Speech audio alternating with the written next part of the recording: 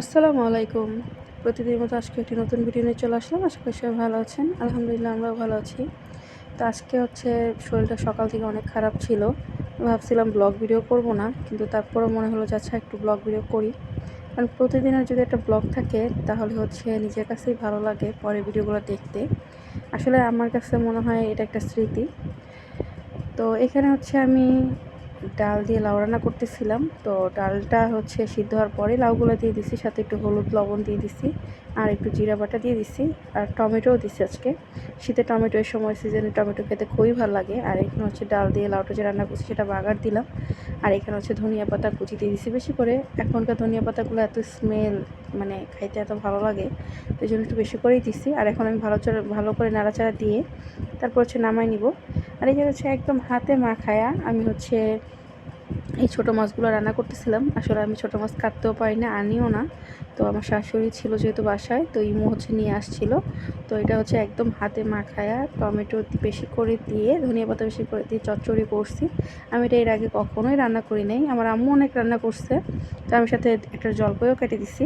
তো এটা দিয়ে অনেক দিন ধরে আমার খাইতে মন চাইতেছিল ভাত, কিন্তু আসলে আমি যে মাছ কাটতে পারি না, এই জন্য আসল সমস্যা। তো এই যে এখানে ইমো আমার জন্য একটা বোম্বাই মরিচ নিয়ে আসছে।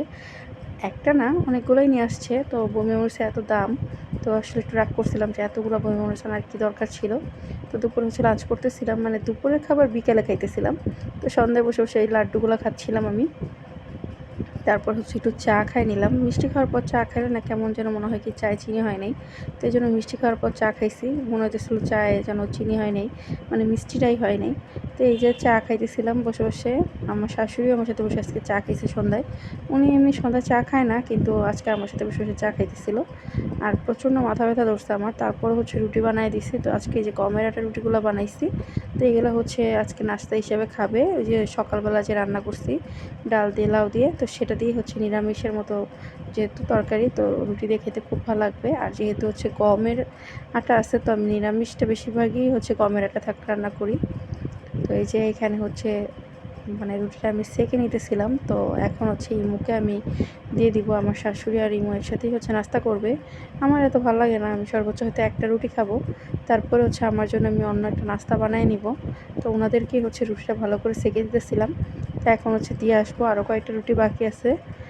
তো ইমু আবার গমের আটা দিয়ে নিরামিষ খেতে পছন্দই করে। তো এখানে আমি স্যুপ আমার জন্য করে নিছিলাম। তো আজকের মতো ভিডিওটা এই পর্যন্তই। আল্লাহ হাফেজ।